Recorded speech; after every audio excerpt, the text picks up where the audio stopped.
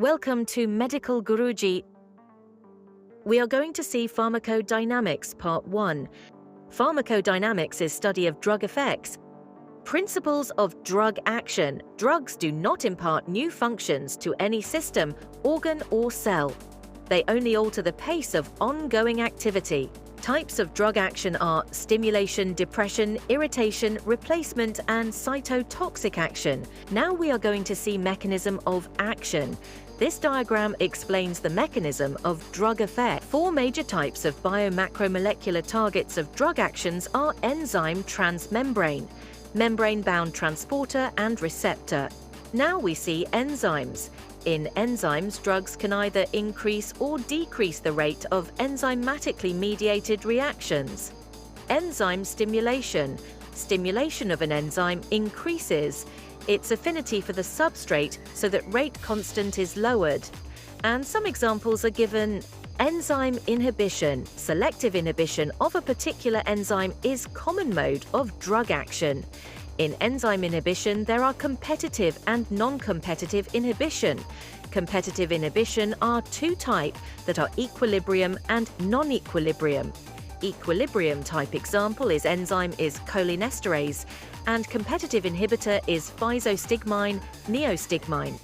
And for non-equilibrium, example is organose phosphates react covalently with esteretic site of enzyme cholinesterase. Non-competitive. The inhibitor reacts with adjacent site and not with catalytic site, but alters the enzyme. Enzyme activity Vmax and Km are given. Ion channels drugs can affect ion channels, some of which actually are receptors because they operated by signal molecules. Either directly are ligand-gated channels, G-protein regulated channels, voltage-operated and stretch-sensitive channels, transporters. Several substrates are translocated across membranes by binding to specific transporters, which either facilitate diffusion in direction of concentration gradient or pump. Receptor defined as macromolecules or binding site located on the surface or inside the effector cell that serves to recognize the signal molecule and initiate the response to it, but itself has no other function. Some terms are describing the drug. Receptor interactions are given below. Affinity and intrinsic activity are acting on receptors. Affinity, the ability to bind with the receptor, is affinity.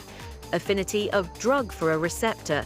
Determine its concentration around the receptor required to form certain number of drug-receptor associations. Higher affinity, same number of drug receptor formed even after lower concentration of the drug.